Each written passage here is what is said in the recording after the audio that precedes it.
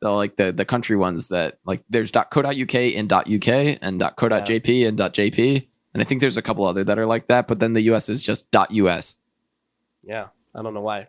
Yeah. Maybe we just have .com. I don't know. Is that a US? Is that originate? Sure, from let's claim it, man. Fuck it, right? It's ours now.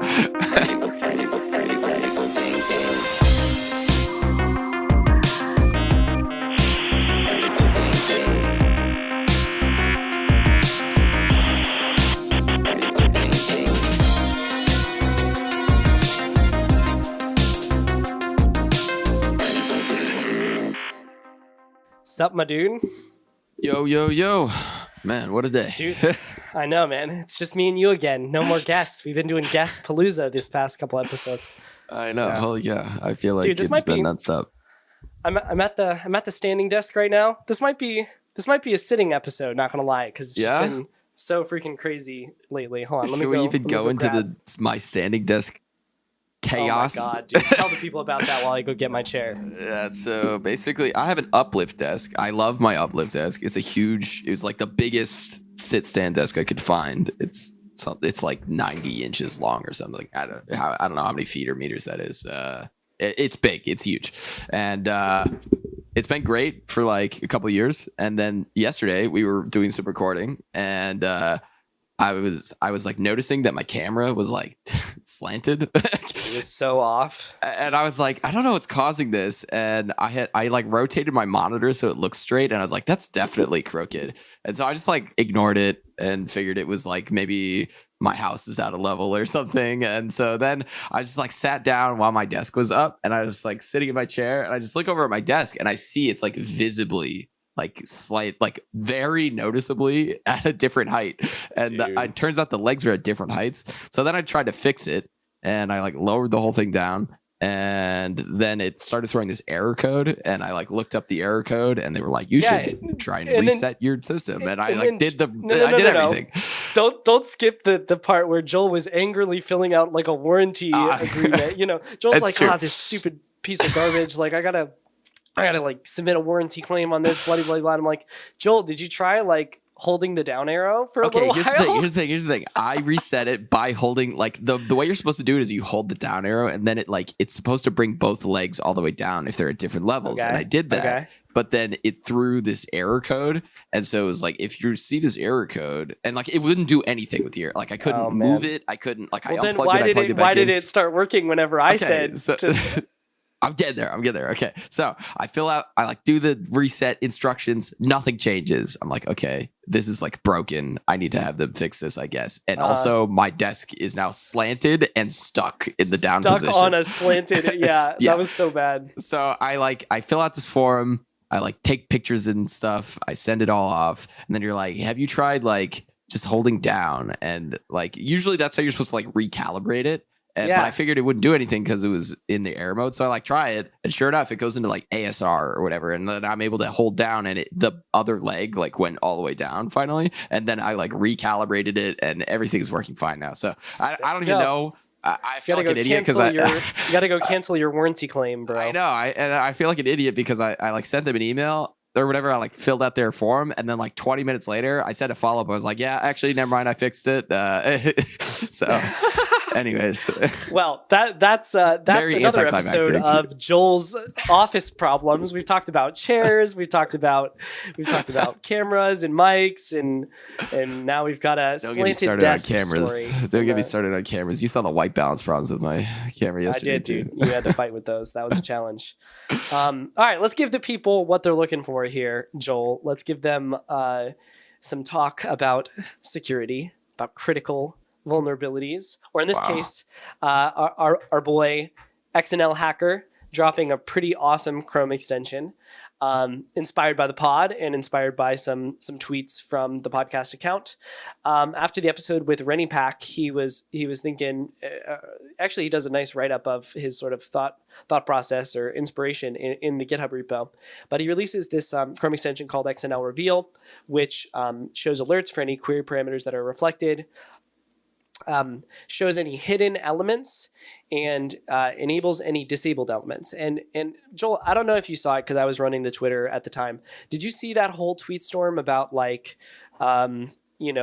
enabling hidden elements via a Chrome extension versus, using Burp's enabled thing? I didn't see any of this. And one interesting thing I will note as well on that feature specifically is that in like the latest, I think it's the latest version or whatever, version 0.3, he made a change where now it's like a context menu. So if you right click, there'll be a little button to show hidden elements. So it doesn't show it by default on everything, which I think is probably for the better. Just for usability, but no, I didn't see that. Yeah. That so essentially, the whole concept of that tweet was like, Burp has this feature where it will modify the HTML response to remove any like disabled equals true or like, some of the hidden features, right? To hide an HTML element so you can access stuff like buttons that shouldn't be clickable, that sort of thing. But the majority of the apps nowadays are being generated by like a JavaScript, single page thing, right? So when HTML elements are being generated on the client side, it's bypassing that whole thing with Burp. So you're missing a bunch of hidden elements. So I actually have, in order to solve this, I actually have a JavaScript bookmarklet that I use where I click this bookmarklet and then it automatically goes through and like removes anything with display none or like removes the disabled elements. But XnL Hacker combined that piece of advice or that sort of conversation that we had on Twitter with the stuff that Rennie Pax was talking about on the episode we did live from Portugal, and created this awesome extension that does it all. So really nice work there, man. Super awesome. I really like that XnL Hacker. Yeah, that's awesome. That's it was really cool to see, and it looks like it really like popped off on Twitter. It's got like a ton of views and a ton of stars on GitHub. So it's really cool to see the community like hearing us talk about these types of things and then going and just spinning up a tool in a day or two. Like it's really awesome. I know, man. Whenever anybody does that, I'm so excited and happy because it's like, I feel like I contributed to that, but I didn't, like I get to like sort of be like, it's like that meme, like I made this this thing. Yeah. Like I love that. That's great. Yeah. That's awesome. Yeah. All right, cool. Did you get a chance to read this next one? I didn't, but we have a couple things about like email and OAuth account takeovers and stuff. Yeah. So why don't you break this down, because we have one following up that's one. Yeah. This one's a cool one. Okay. So this is a write up by Salt Labs. Okay, and this is discussing a OAuth problem that affected a lot of websites. It looks like they were able to exploit 3 websites with this vulnerability. And whenever anything OAuth pops up, I'm listening because it's widely used everywhere, and it's so complicated. And I know that there's some stuff I don't understand about this, right? Because dang well, you probably know the people I'm talking about, but there are some people that are at the live hacking events that like OAuth is their thing, and they're just like so mysterious about it. And I've gone up to them a couple of times. I've been like, yo, so tell me what the deal is. And they're like, can't tell you, man. And I'm just like, what the heck? So I'm on this like never-ending search to understand OAuth as well as these people. So this one definitely caught my attention, but it's a little bit different from like a normal OAuth configuration thing. It's actually specific to Facebook, and I imagine that there are other providers that might have similar vulnerabilities. But the concept here was that whenever using Facebook to log in, a user, right? So this is a vulnerability affecting applications that allow sign-on via Facebook, log in with Facebook. There's a little caveat down the line in the instructions for how to build this out that says when you get a token back from the user, you need to make a introspection call to make sure that this token is for your own app rather than for a different app, right? It's normally such a weird thing to call out. It is, like you'd think that they would do this, but in the beginning I was thinking like, OAuth, okay, so shouldn't they have to like swap the code for like an access token? But that's actually a different OAuth flow. That's well, actually I shouldn't speak to it off the top of my head because I believe that this one is called the explicit grant type. But essentially, the big thing that changes here in the end is that the response type is different, right? They give you a token at the end rather than a code, which the user needs to give to the server side and then thus have swap for an access token. Instead, they just give the access token directly to the website, right?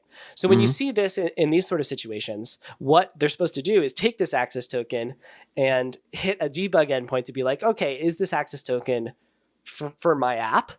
Or is it for a different app, right?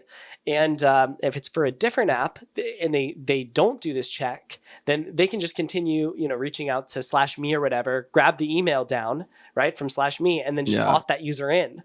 Which is so weird because you'd think that from the back end side, they would basically just check if you're authorized to be making calls with a token for another app. And well, but see, I guess there's no delineation. That's the auth token, though. That's what I thought too when I was thinking, because when you swap the code, right, normally you would be using your server secret, right, plus the code to get the token, right? But in this scenario, you're actually just giving the server side the token, and that's the token that they use to contact Facebook. Which is a really sus setup, honestly. It is a little sus, but I think it's a really cool bug, that they understood OAuth well enough to piece all this together. So, so this allows you to do account takeover with the one caveat that you have to have that user be the user whose account you want to take over. They have to be a customer of your Facebook app so that you can generate a token for that user. Right? Okay. And so that's kind of limiting.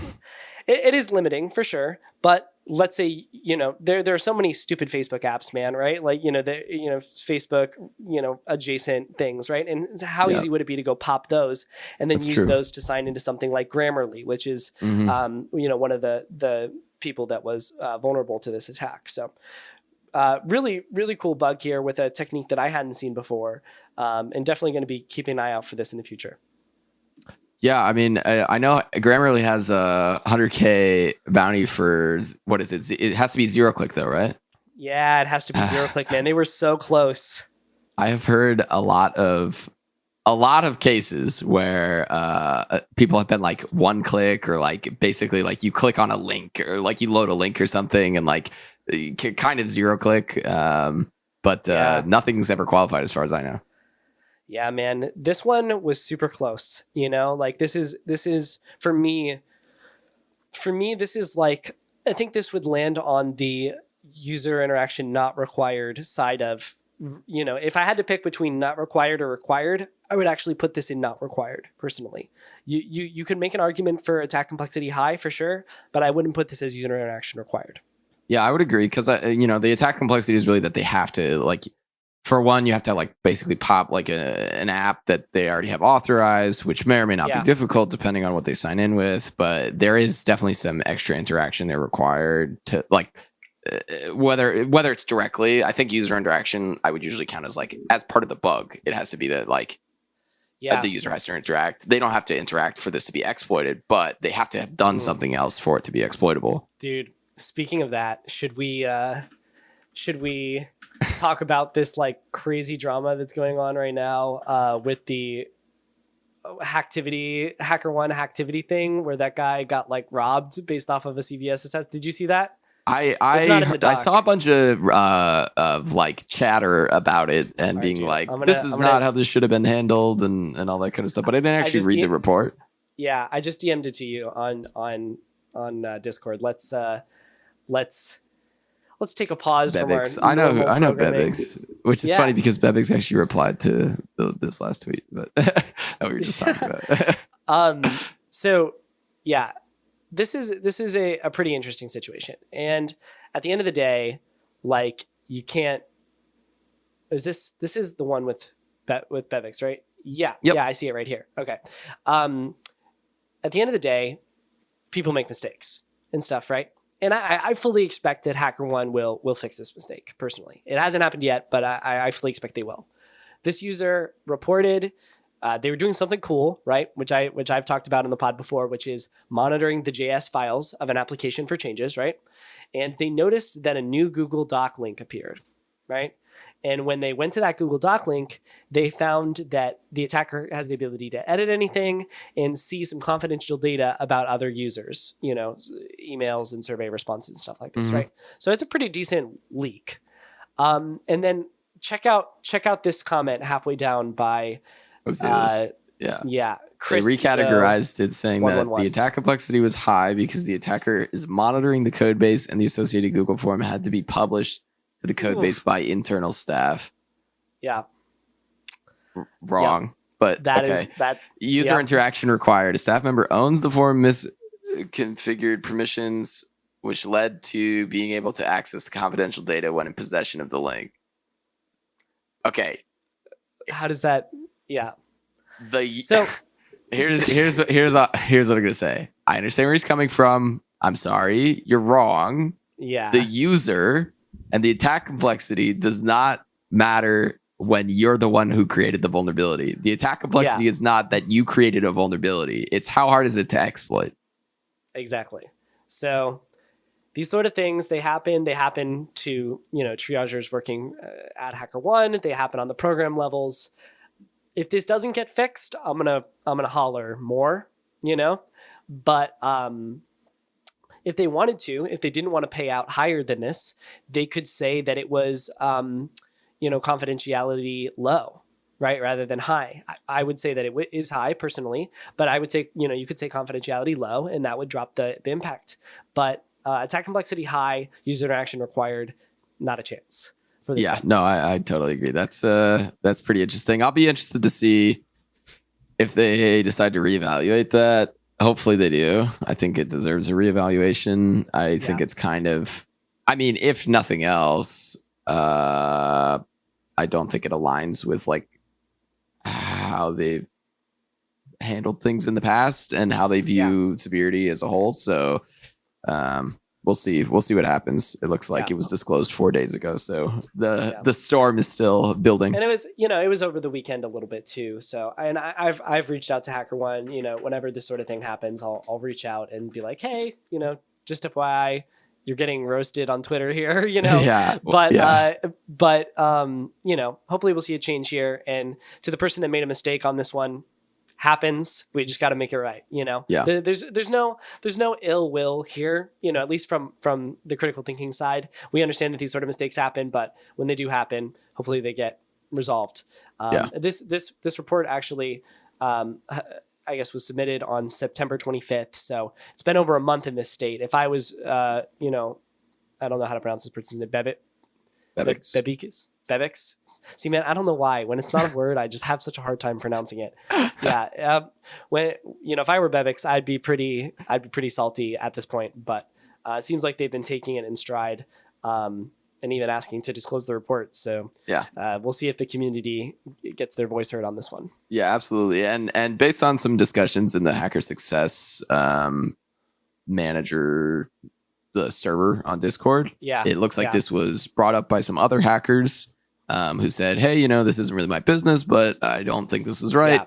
And somebody from H1 followed up and said, hey, just so you know, we're aware and we're talking about this internally. So it's awesome to see some swift action on it. I hope it wasn't that it had to be disclosed to get to that point. It doesn't, based on the report, context within the report, it doesn't seem like there was any pushback or mediation or anything like that. It just seems like, Bebix was like, thanks for the bounty. I would like this disclosed so I can have it at my flex sheet or whatever, my brag sheet. Right. And then other people saw it and were like, hey, hang on a second, that's not right. So. You should be flexing harder. Those muscles should be bigger, you know? Yeah, absolutely. So cool. Yeah. Have we talked, so you mentioned the HSM, chat on here. Have we talked about that concept before on the pod? I don't know if we have. I don't think it's anything secret for what it's worth. Yeah, no, it's there's a blog. I just pulled it up right now on it. So the Hacker Success Manager program, or I guess the Hacker Success program, is something that HackerOne sort of launched. Was it 2022? I think probably. Yeah, a couple years ago. Yeah, maybe 2021. But essentially, I'm not sure what the requirements are for to enter the program, but there's a couple hundred, maybe 300-400 hackers that have hacker success managers, and essentially it's a person that works at HackerOne. I'm Team Steve, freaking love Same. Steve. And they're a point of contact for the top hackers at HackerOne to have a conversation with them and just kind of have the voice heard, have a point of contact for any issues that could pop up, help setting, goals for what kind of bounties you want to get or what kind of stats you want to do in a given year. And I've had a really good experience with that program. It's increased my ability to deal with issues faster on the platform. It's increased my ability to stay goal oriented and focused on the platform. So big fan of that program. I'm not sure if BugCrowd and Integrity are running similar programs, but I would hope that they are. Yeah, absolutely. Yeah, I have the same HSM, Steve. Yeah. He's awesome, and nothing but good things to say about it. Honestly, it's.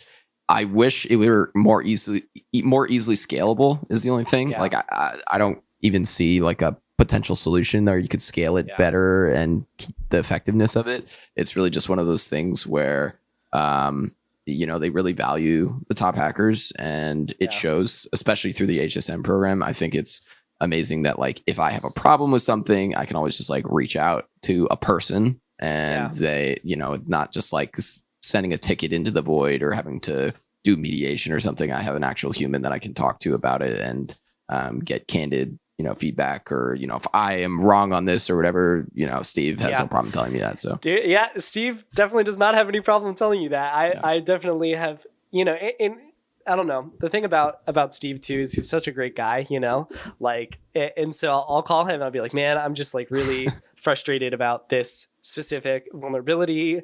And, all of this stuff is like semi-confidential stuff, right? So, you can't be, talking about all of the details, but it's good to be able to talk to Steve and be like, I'm really frustrated with this. He's like, Justin, take a breath, man. Like, we're going to get it fixed out. We're going to work on it. It's going to get resolved. And just kind of, and so I don't have to send these sort of angry messages to the teams, because it's an emotional process sometimes when you put in so much hard work to find a vulnerability, you found something you're really proud of, and then, sometimes programs don't see its worth. So it's definitely improved my quality of experience with HackerOne since I've been on the HSM in that program. Yeah, absolutely. It reminds me of the type of communications that you get to have at live hacking events, where if you have a problem, you can like talk to a triage or a HackerOne employee or something, and just that level of transparency and willingness to communicate and stuff is just really, really nice to see. So it is indeed. Anyways, we got very, to the news section. Very sidetracked there. I wanted to bring up because this was in the sheet and we were just talking about Facebook login stuff. There was this thread, Jayesh Mednani, I think is so the much name. better Jayesh25 names than me. Yeah, that's it. Yeah, yeah, Jayesh25 _ on Twitter or X or whatever. He's been doing a bunch of different Twitter threads recently, which is nice to see. Lots of good tips and stuff in there. And one that particularly popped off was this one talking about an ATO through Facebook login. So essentially, he found this weird mechanism where if you log in with Facebook and when you're logging in through Facebook, one of the things that you can choose is that you can choose not to share your email from your Facebook profile. So if you log in with Facebook, you can log in without Facebook telling the service what your email address is. When you do that, the service would then ask, what is your email? Your new account or whatever, give us your email. So you put in a victim email and it would send an email confirmation link to the victim email. Then if you log in a second time with the same Facebook account, and you do share your email, what ends up happening is that it ties the account on the service to your Facebook account. But this time, if you share your own email that's linked to your Facebook account, it just sends the same email activation link to the new email. And so instead of like you filling in your email or whatever, you basically just say, this is my email from Facebook this time. It sends the same link to the new email, and then you can log in as the victim. Well, I think you actually, he repeated the steps again. It to the victim, right? Yeah. So you reseed it back to the victim email. You use the old link that you got to then verify the account. And now you have access to a victim account. And he said he got $16K for for that Wow. account takeover, which is really, really hilarious. I thought it was even funnier because Tanner, Cash Money, he he retweeted Cash this Money. tweet, and Sorry, had to. he understandable. He retweeted this tweet and was like, he was like, "Oh, it finally happened," and attached to the tweet was this bug bounty tip from Integrity. Dude, what the heck? From 2019. Okay, so this is 4 years ago, more than 4 years ago, gosh, August 2019, and it's a picture that says signing up with Facebook. Remove the email scope from the OAuth prompt and see what happens. At It's Cash Money. So it's really hilarious that that 4-year-old tweet or tip or whatever was basically the same exact thing that was happening here, and sure enough, it led to a nice big bounty. That's sick, man. We've got some content coming out soon on like authentication related stuff, and we're going to talk about that a little bit later today. But Tanner is like the king of that stuff, man. Every time I talk to Tanner about auth flows or weird shit, like race conditions and auth, he always has some crazy bug, and this is such an great example of thinking outside of the box in those scenarios. Like the whole point of contacting Facebook in the first place is to share the email. Well, what happens if I just don't share the email? Yeah. Like, I love that functionality exists. Just throws a wrench into everything. It's so awesome. Yeah, no, it's great. And he definitely called this shot, and good on Jayesh for, either remembering what Tanner said or thinking of it himself and trying this complex flow, right? Because I feel like if I had done this and then it said provide an email and I was like, okay, and it sent a link, I'd be like, this is probably just like the normal email validation flow. Yeah. But then he continues to press deeper, and he says, all right, well, what if I, don't complete this whole flow, go back, try it again. Is that the same email? And boom, it is. It's the same code in the email. So what a baller. And it's a 16K bounty too. So that is like, he found that on a high-end program. Yeah, and he said it was an old report. What did he say? I think he said, because Tanner replied to it and was like, hey, congrats. And he said, thanks. It's an old finding, just sharing some tips and tricks with the community. So 16K on an old finding, either they were already a high paying program or that was a crazy bounty for whoever it was. So that's a super, super cool write up and a super simple concept. So I'm going to put that in my little shove that into my little notebook of tips to try out when I'm testing. You're just gonna shove it into the notebook of tips. Is that what you're gonna do? Yeah. Solid. I'm like a restaurant worker. All right. Oh yeah. Okay. I see that now. I'm starting to see the imagery. Man.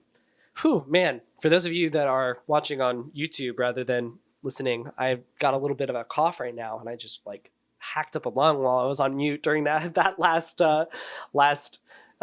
rant Joel was on there, so sorry about that for any of you on YouTube. But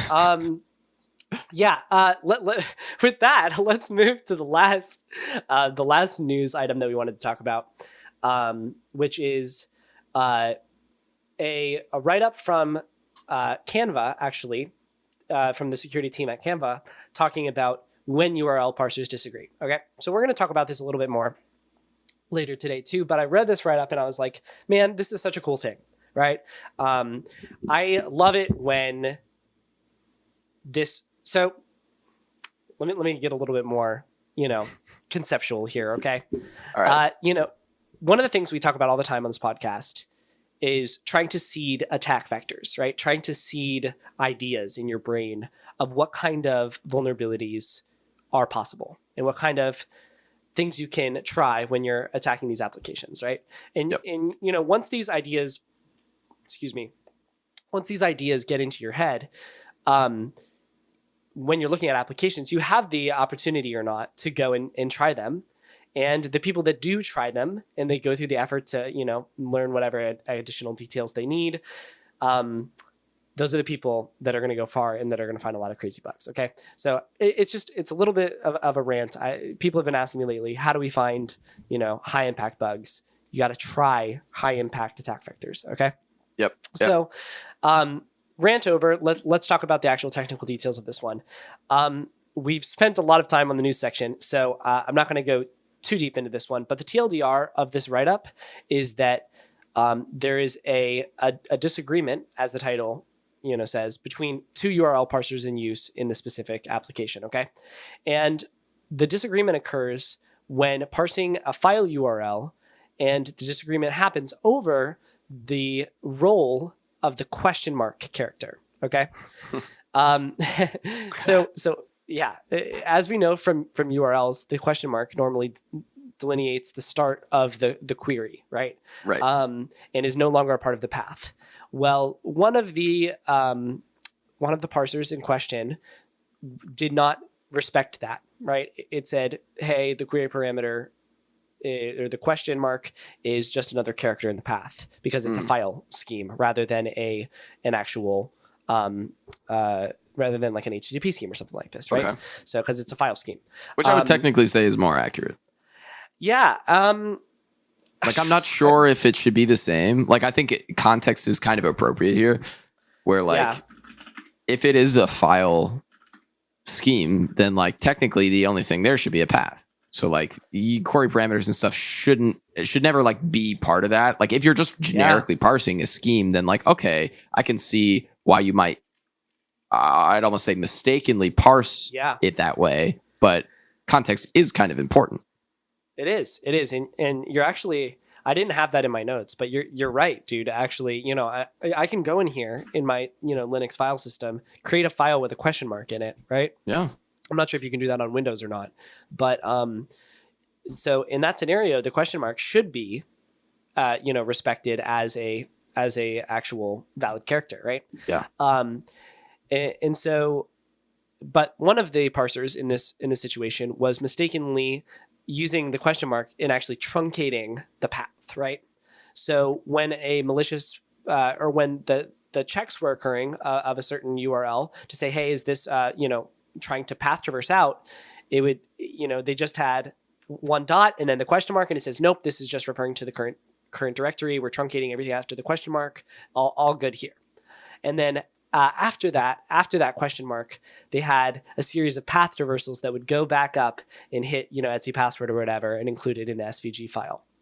And that's because the second parser was looking at that question mark not as a truncating character, as something that will end the path, but actually as a part of the path, and then allowing that part of the path to be deleted by a path traversal sequence to go back out and grab that file from another directory. So super interesting. It's such a great attack vector here. Whenever you're dealing with file URLs, this can definitely be something to check and something that's going to be on my list for sure. Or what did you say before? I'm going to take this tip and stick it in my tip book. My tips folder. Yeah.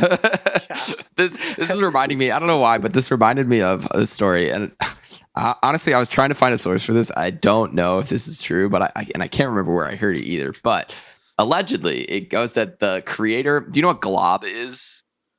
Glob? Like in Linux, like the concept that you can do like star and like star slash and that kind of stuff, and it basically does like matching of files. So that whole system is called glob. Oh, interesting. And the guy who created it, term for that. It's like glob or globbing, basically. Like and so the guy who created that, initially when he created it, he called it like asterisk, like star.c. And after he finished writing it, he was like, he was trying to test it. and he was like, rm star.c, and it deleted the actual star.c file instead of like all the files that ended .c. Like, and so it deleted the source code, and he had to rewrite the entire thing from memory. Oh gosh, dude, that's terrible. What a terrible idea to name it star.c. He deserved that, for sure. But I know there are some, there are some weird files, right, where like, I think this is like a try to hack me or like some, I'm really reaching far back in to my CTF days when I was in college, but there was some, trivial little thing was like, okay, this file has a bunch of like weird characters in it. And like, if you try to delete it just using like tab completion, it's like deletes everything, Oh, wow. or like does a bunch of crazy stuff and you can't remove this file. So there's definitely some weird stuff with Linux like that, where you've got to like add 2 dashes, it's like rm-r or rm dash and then the file name will like prevent it from having other flags in the name or something like that. Super Pretty crazy weird stuff. Yeah. Anyways, another little tangent there, but Dude, you know, it I know, hasn't I'm been sorry. just me and you in a while, so you know, we're shaking off the dust. We're going down our little tangents. True. All right, you want to jump yeah. into the main content of URL structures here? I do. Throat is giving me a little problems here, but we'll push through it. Okay, so today's topic, a little bit, past the news section, is on URL structuring and then a bunch of other cool shit. This one's not gonna lie, this one's a little bit scattered, so we'll see where we land. Okay. But this episode was sort of inspired by a conversation that I had at a live hacking event where one of the people at the live hacking event had found an open redirect and was challenging another person, in this open redirect resulted in account takeover, and was challenging another person at the live hacking event to see if they could exploit it as well. Excuse me. I recall this happening. Yeah, I think you were I was there. watching this happen in real time. Yeah. Yeah, and so it made me realize that not everyone is familiar with all the different parts of the URL. And so I kind of have this little graph here that we'll put up on the screen. And it's missing one piece, which is the path parameters, but this is a pretty good breakdown of all the different parts of a URL. All right, so Joel, look at this graph. I'm trying to, and I'm. Is this okay? So I thought that this was like a thing that most people were super familiar with. Would you say that you are super familiar with every single one of these, or no? I know what all of these are and what they're called. I'm confused at how to read this graph, but yes, okay. I knew about every single part of this. Okay, so for those of you listening, the average URL has 1, 2, 3, 4, 5, 6, 7, 8. I would say 9 parts. Okay. So the first part at the very left-hand side is the scheme, right? Okay, this is going to be your HTTP, HTTPS sort of thing, right? This could be file, this could be, all FTP, could be all sorts of things. There's a great resource called the SSRF Bible that was floating around years ago that would talk about if you have an SSRF, here are some cool things you can do with alternative schemes like FTP and Gopher and that sort of thing. So the scheme is really important, okay? But most people know about the scheme. Most people don't know about the next part, apparently, which is the username and password fields, which you can put in the URL. But you were familiar with this, Joel. Yeah, I mean, these are... username and password is something that I use like all the time if it's like an open redirect bypass, because usually there's like a starts with or ends with, or maybe they're parsing it incorrectly. I mean, this happens on Android too, where there's like different bypasses depending on how it's formatted, if there's special characters or really in like in like a deep link scheme, or I mean, just with like the default URI.parse, there's a great report, like self-disclosure report or whatever from Baggy Pro, right? Yeah, the golden techniques for bypassing URL parsing, and he talks a little bit about that. And there's some very big nuance between like Android.net.uri and Java.net.uri. I think they're the two classes, but yeah, definitely go check that out. We'll put a link down below. Yeah, definitely drop that in the doc. We want to get that on the description. But the next thing that comes in a possible URL is the user and pass field. Okay, so the user is you can type anything after the :/ right? So scheme : / and then you've got user : password @ Now I think that this is sort of like and when I say @ I mean the @ sign, right? So this is sort of a legacy thing, sort of left over, I believe, from when they used to specify basic auth this way. So you could actually a lot of stuff still does this. Really? Yeah. So if you go to a website and you get a realm response, like it'll say like realm, what's the specific verbiage? I actually stumbled on one of these. Bearer realm equals or whatever. It'll basically pop up a box on your.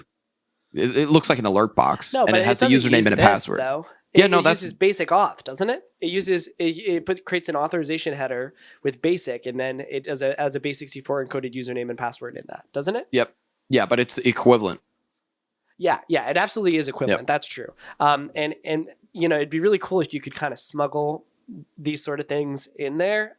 Like for example, if you could like have someone click a link and force their browser to do, authorization with basic. But I believe it's been disabled in all modern browsers. But you can fact check me on that while I'm explaining this next section, Joel, if you would. Yeah. So the main reason I want to mention this user and pass section is super helpful for bypassing restrictions on a domain, right? Because for example, because you can go http://google.com, right? And then put the @ sign, and it gets parsed differently, at test.com, right? And that URL is going to go to test.com. Right. And you could say, all right, you could just prepend it to in a subdomain of test.com. And sure, you could do that. But there are a lot of scenarios where if it treats this user and what the URL parsing library will treat this username and password field differently. OK, and then a subdomain attached to the domain. And sometimes I've even seen them treat the username and password field different from each other, even though that they're separate entities, or a part of that same prior to the @ symbol structure that comes in the URL. So very important for us to be aware of the existence of this user and password thing if you're looking to bypass, any sort of open redirect restrictions. Okay, so I've done a little reading, and from what I can tell, I'm on a Stack Overflow post from 2011 of 2012. Okay, and basically, it starts out, the original answer says that, yes, you can indeed put username : password at host.com, and it will send those credentials in a standard authorization header. Then, if you look through the comments, people say, oh, this functionality doesn't work anymore. And they link to a ticket from 2011 on a Chromium bug ticket that's like, oh, this doesn't work anymore. Okay, a couple comments down. Oh, actually, this does work. It's just IE where this doesn't work. Oh, this doesn't work. As of 2019, it works in Chrome, doesn't work in Safari. May 2020, doesn't work in Firefox, Chrome, or Safari. November 2022, doesn't work in Chrome, works in curl and Postman. May of this year, works in Chromium. So I don't actually know. Are you kidding me? I can't seem to find a solid answer, and I'm not getting enough info just by requesting it in my URL. Chrome, right? I mean, test.com. Maybe it's something that it's like a dev only feature or something. But yeah, I was almost certain that you could put username : password and it would rewrite the URL to put it in an auth header, because that allows you to visit sites that would require realm auth. Normally you can just rewrite it. Yeah, I thought I was pretty sure this was a thing. So we might have to test this, or maybe if somebody from the audience knows wants to test it. I tried it in Chromium, or not Chromium, in Chrome, and it doesn't work in Chrome as far as I can tell, just from looking at the inspector real quick. Okay. Would be very interested to know if that was the case, because it would be really interesting if you could have someone go to a link, auth them into the link. Let's say you have an API, right, that's doing authorization via that isn't looking to see whether we're grasping now, I think. But let's say they're not looking at whether it says authorization bearer or authorization basic, right? And then it just takes the token afterward and parses it. You could actually potentially smuggle that in via the URL if it's a base64 encoded token. Let's say it's like a JWT or something like that, right? You might be able to actually smuggle that in there and force the victim to auth as you. And sometimes API requests have cookies that they will set on the response, or maybe you could trigger an XSS if the response content type is not specified, or whether it's text HTML or something. So there's a lot of exploitation scenarios there that could be reached if this was actually working. Very interesting that it says it's working in Chromium though. Okay, so more info. Mozilla docs say under live research here on under critical thinking. Let's HTTP go. authentication. Let's At go. the very, very bottom, it says access using credentials in the URL. Many clients allow you to avoid the login prompt by using an encoded URL containing the username and password like this: username:password at www.example.com. The use of these URLs is deprecated. In Chrome, Yes, the username:password at part of a URL is even stripped out for security reasons, and they actually link to that same Chrome bug from 2011. Do they really?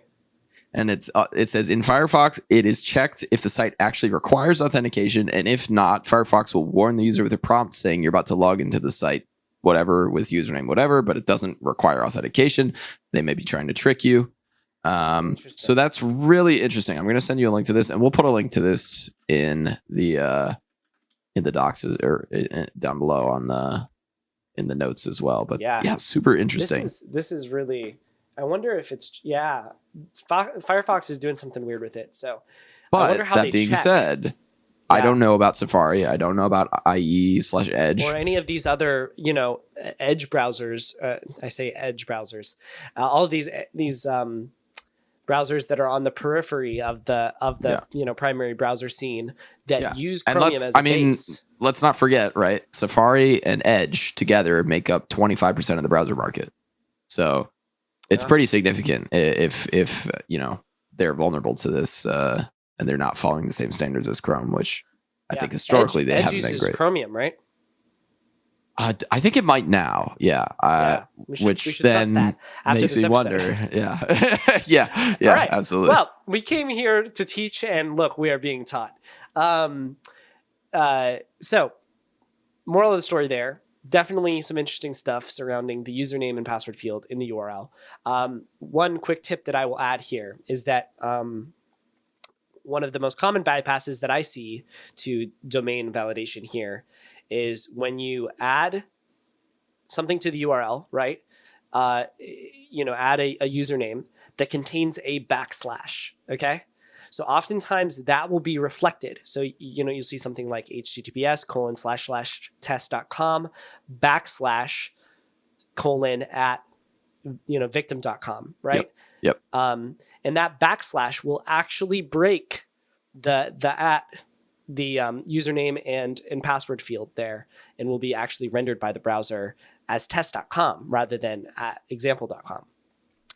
Or victim.com or whatever. So that is a very useful escape to sort of find open redirects or bypass URL validation in an application. Yeah, simply just putting a backslash in there. Yeah. Very, very cool stuff there. Next section, everyone knows it's the domain, the subdomain, the domain, that sort of part. And then there's one extra part after that, right, Joel? One part that isn't always visible, and that is the fragment. No, Joel, come on, look at the graph, man. Look at the graph. It's the port. The port. Okay. It's the purple part. Okay. Sure. So the after the domain, you put a colon, right, and then you're able to specify a port. We see this all the time. If you're trying to hit port 8080 or whatever, you got to go to localhost : 8080 to specify the port you're trying to hit. Sometimes when you're trying to bypass, URL validation, it is also helpful to inject illegal characters here, because, even just putting an A or something like that in there, and if it gets passed through, there's some weird stuff that can happen here. So definitely check that out as well. Yeah, another thing that's interesting that we've actually done in security interviews is TLDs. So something common. Big mistake that you see all the time is that whoever invented regex came up with the brilliant idea that the dot is a wildcard character. Yeah. Which is amazing, minus the fact that so much of internet infrastructure uses dots as a separator character. And so this often leads to bad regexes where they put a dot in, but they should have put a / for a literal dot, not just any character. And this leads to all sorts of different vulnerabilities and things that can pop up as a result of being able to manipulate either the TLD or the root domain, or the root domain and the TLD, or something to that effect to get it to parse incorrectly.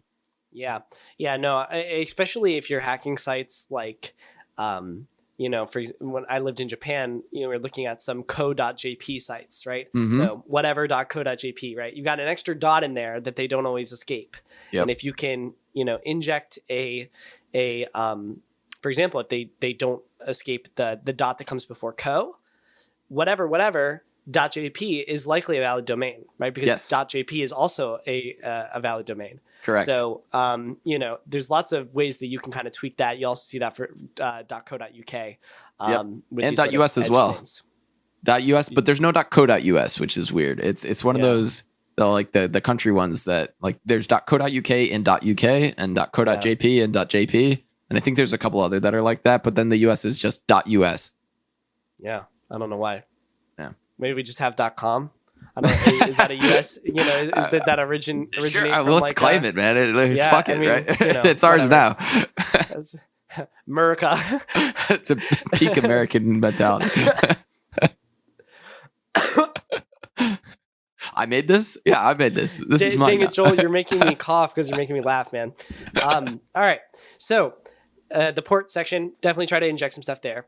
Then we get into the path, the query, and the fragment, which I think most people know about, right? You got the path, you're breaking down, slash asset slash JS, whatever .js. And you got the query parameters, right? Question mark, x equals 1. And then you've got the fragment, right? The hash. The hash is not ever sent to the server side. So when you're interacting with server side things, sometimes you send the hash and it truncates stuff. It does weird stuff. This is a great way to truncate the right side of your injection if you're able to do an SSRF vulnerability where something is getting tacked on the end, right? Like a file extension or something like that. Yep. It's basically like a comment in a URL, right? Like in the sense that it makes everything after it just not like do anything, right? Like, dude, kind of like SQL injection. Joel, I love this way of thinking that you have. It's like, this is a comment in the URL. No, dude, this is great. I mean, I never thought about it that way, man. I'm just looking at you in awe when you say stuff like that. So yeah, it's like a comment for the URL, sure. And the browser is the only piece that's actually really supposed to be able to access that sort of thing. But if you send a fragment as a part of a request, so say you send a raw GET request, weird stuff can happen. Most of the time, it's pulled out, before it even reaches, before it's processed by the server. So the last thing that I wanted to mention that is not actually present in this diagram that we have is this thing called the path parameter. You've seen these before, right? Yeah. Orange did a talk about this at DEF CON a couple of years ago, right? Yeah. So the famous, dot semicolon thing, that's utilizing this sort of path parameter notation. So, let's say you've got a path that's like whatever.com/test, and you put a semicolon, right? Then you can start adding parameters there. X equals 1, and those will, and I believe it's another semicolon delimiter. So semicolon X equals 2 or Y equals 2. You can start adding parameters there. This is only parsed by some types of servers in some languages. Because of that, it can cause interoperability problems, right? Which is what we saw with the orange Tsai ... semicolon thing, because does that get parsed as a path that is ... semicolon, or does that get parsed as ... of the path traversal sequence, or a plus an empty path parameter string? Yep. So there's definitely some weird shit that happens there. It's important to know all of these different pieces of the URL, I think, so that you can come up with weird attack vectors like Orange did.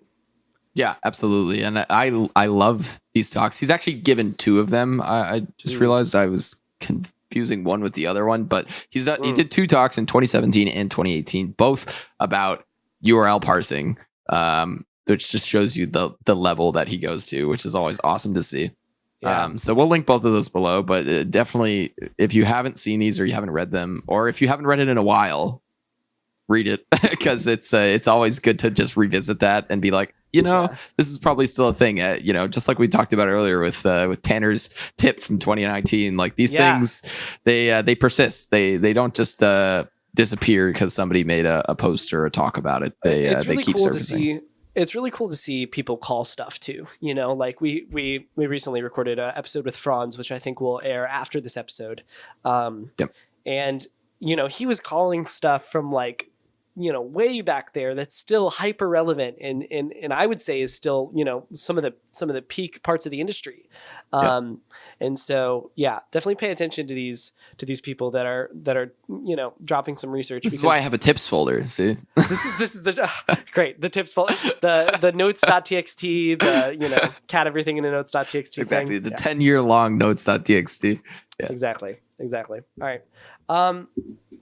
So cool. Yeah. The last thing I really had on this list here was like, I was going to ask you actually about how this looks for Android and stuff like that, specifically in the context of OAuth related stuff.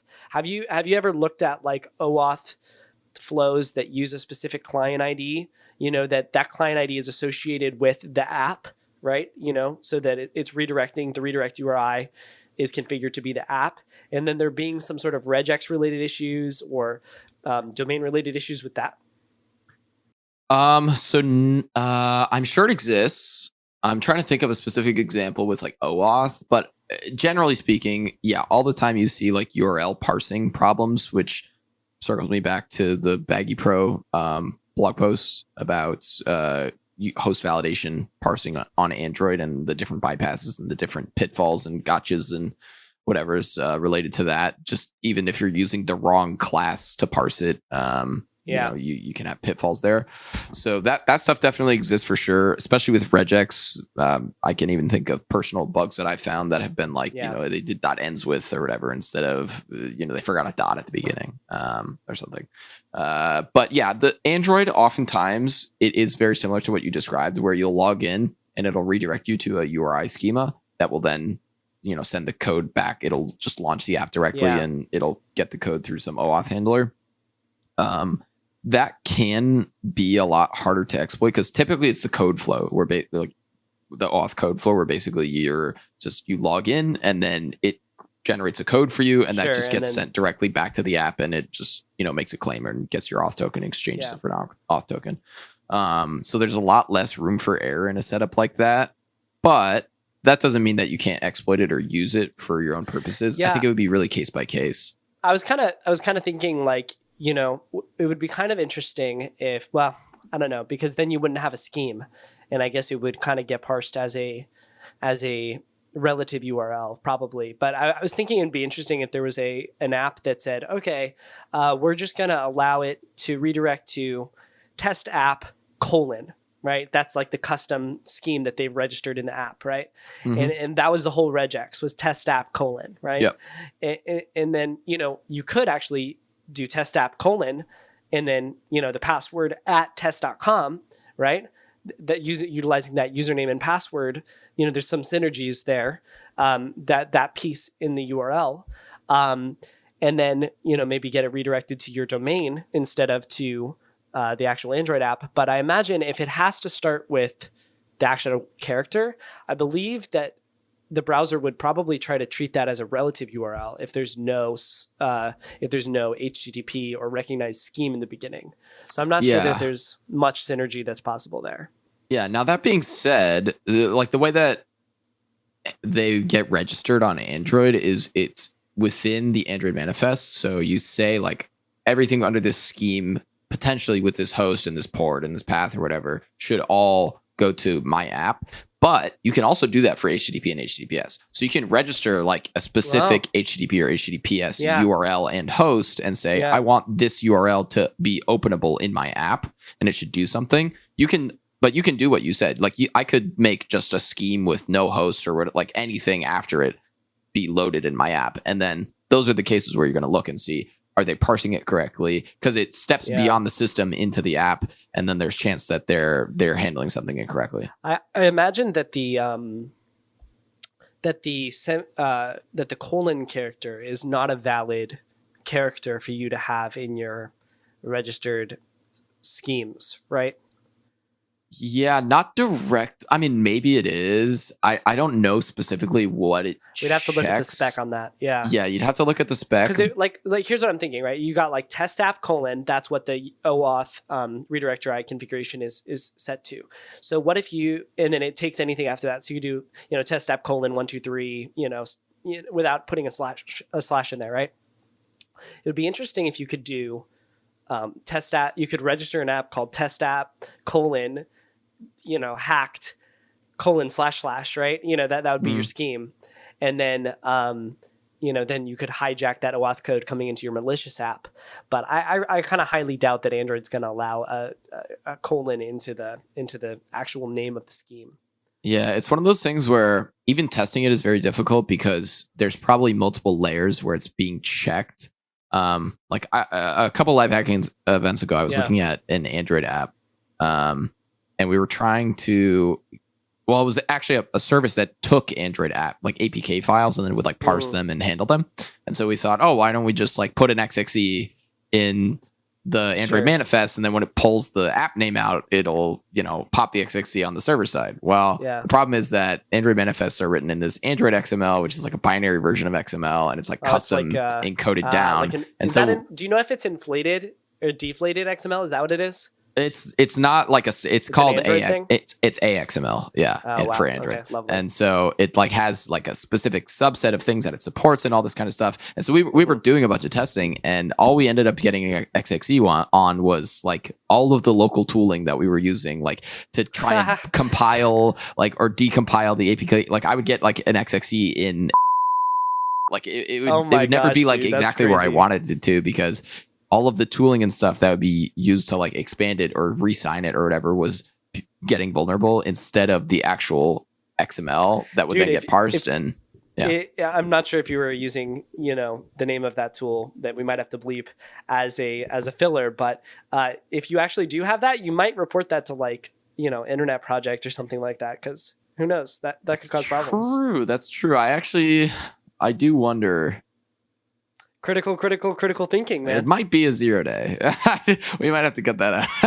Yep. Well, we might have to bleep that. But I think there's some, going back to the OAuth flow, with the defined redirect URIs, I think there is some wiggle room there.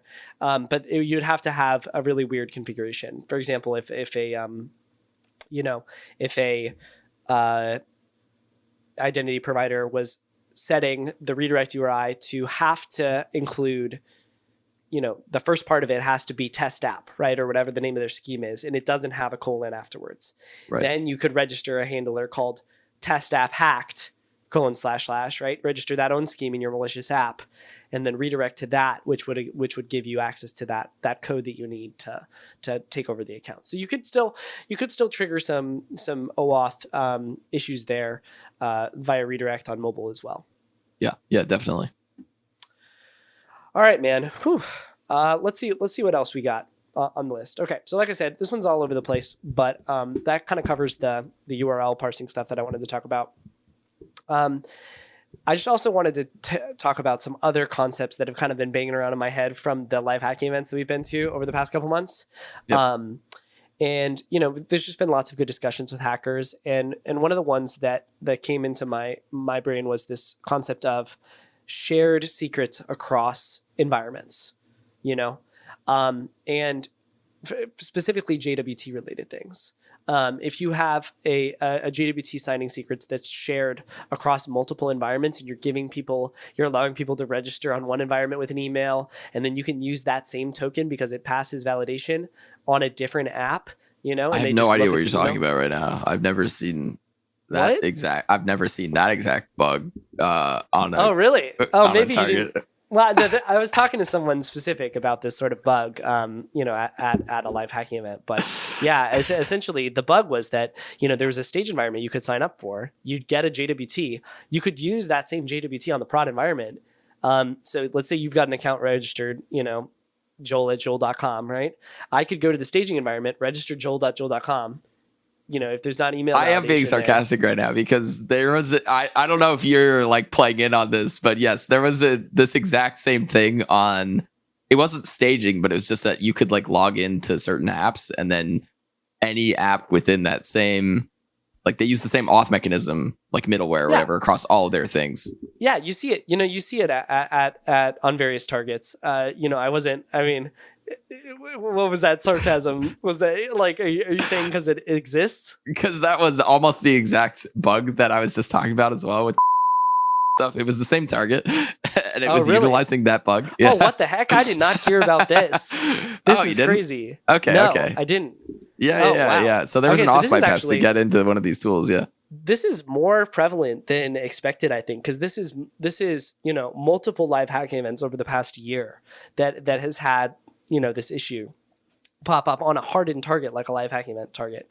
So definitely something we see and was sort of on my radar because we talked about Cookie Monster in the past, right? That uses sort of that kind of has a similar situation where it's like, okay, maybe you can forge this JWT, but the reuse of that JWT wasn't really on my radar until this past year quite as much.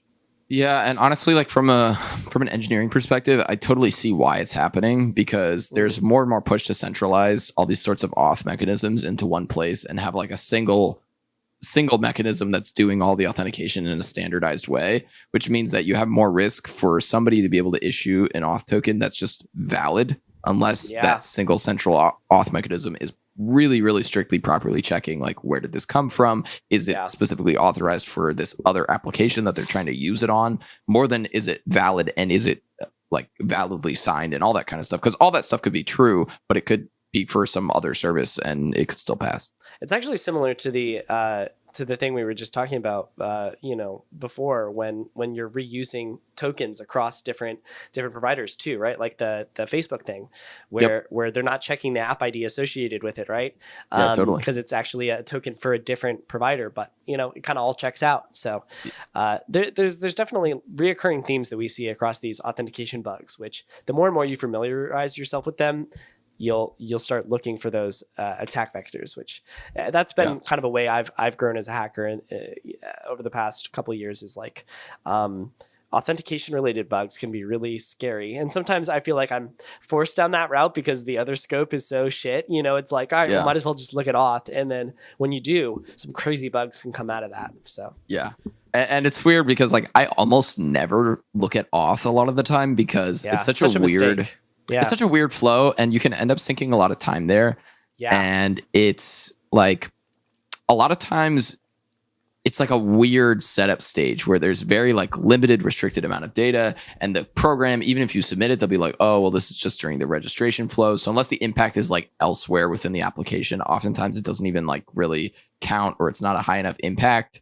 But yeah, like you said, when you get backed into those corners where it's a tight scope, I mean, we just saw at the last event, lots of auth stuff that was just like, small scope. True. Where do you look? But you also look at the hackers that pop crits on a regular basis, right? You look at SamHerb, you look at OXACB, you look at some of these guys that make a habit of looking at auth every single time. They always pop stuff, man. They somehow manage. Yeah. And so, that's something that I've sort of resolved to look into a little bit more. And on that, on that note, I was going to talk a little bit about one of the sort of successes I've had in this arena, which is finding, or I guess looking at auth, which is multi-factor authentication bypasses. And there's lots of like, super crappy multi-factor authentication bypasses where you can like just navigate to the page, or like, there's some other tricks you can do. But one of the things that I kind of wanted to highlight is like, especially when you've got a flow where there's multiple, multi-factor devices, like, hey, do I want to send a text message to the phone, or do I want to get an email, or do I want to get a push? These systems get really complex, and these objects, these devices, they're just objects in the application, and they're vulnerable to stuff like IDOR, just like every other object in the application could be, right? So, I remember taking a deep dive at a target one time and kind of looking at this flow and finding an IDOR in the multi-factor authentication flow, which just allowed me to use an attacker-controlled device to authenticate into the victim's account. and you could use that to get account takeover via the password reset flow. And it was like, I can't believe that this actually worked. So Yeah. you'd think that I would learn my lesson after that, things. you know, to like actually look at authentication more often, but you know, sometimes it just doesn't sink in. That's awesome. That's awesome. And you didn't even say the word rate limiting. I'm so proud of you.